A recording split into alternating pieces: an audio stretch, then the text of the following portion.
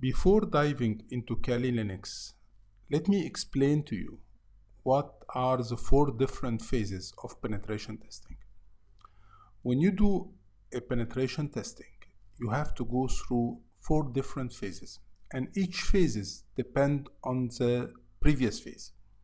So any penetration testing consists of first phase is the reconnaissance phase. Reconnaissance phase is the phase where you start collecting or gathering information about your victim, and those should be passive information. We're going to explain exactly what is passive information. Once I finish collecting those passive information, we're going to start the scanning phase. And scanning is also collecting and gathering information, except in this phase will be active information. And one more time, later on, we're going to explain what is the difference between passive and active. But during the first 2 phases, we're going to spend time and effort, and we're going to utilize all Kali Linux tools to gather information about our victim.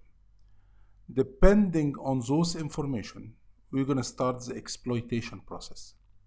So I know that the victim has a specific operating system, and this operating system has a specific weakness. So let me try to exploit the system, hack the system through this weakness. I know that the victim is using a specific version of Acrobat Reader, for instance, and this Acrobat Reader, it's vulnerable and can be hacked. So I'm going to hack his own system through this victim. This is called exploitation. And once I get access to the system, once I compromise the system, the final phase will be the post-exploitation. So if I compromise the system through a weakness inside the browser, if the victim closes the browser, he will cut me off, and that's it. But I need to maintain my access. I need to do whatever it takes to become permanently on this system. So I need to migrate one of my process to a system process. So victim will not be able to disconnect me from the session. How can we do that? We're going to explain during Kali Linux those 4 different phases in depth using Kali Linux tool. So please consider that penetration testing, it's not a random process where you should start this tool and that tool. No, it's a very organized process. And when you write your report, as you're going to see by the end of this course, you need to mention what was the output of each phases during the reconnaissance, what was your output, what was your finding, and what is your recommendation. During the scanning, what was the result of the scanning? What port and service are open? What operating system, network topology, and what do you recommend? And how hacker can utilize that? Exploitation, how you were able to exploit the system, using which vulnerability.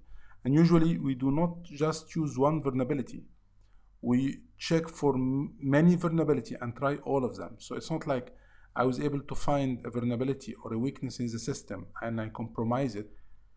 But this will be a proof of concept. But for me, I need to know all the vulnerability on the system, or most of them, and try to exploit most of them. Because if one is not working, maybe the second will be working, maybe the third will be working.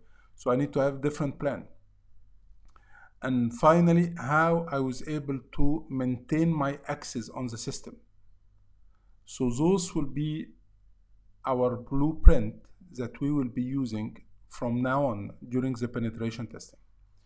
And by the end of this course, I'm going to show you some real penetration testing report. I'm going to remove the name of the company and maybe the name of URL or anything that should not be showing. But I will show you how, using those different phases, you can write a professional penetration testing report.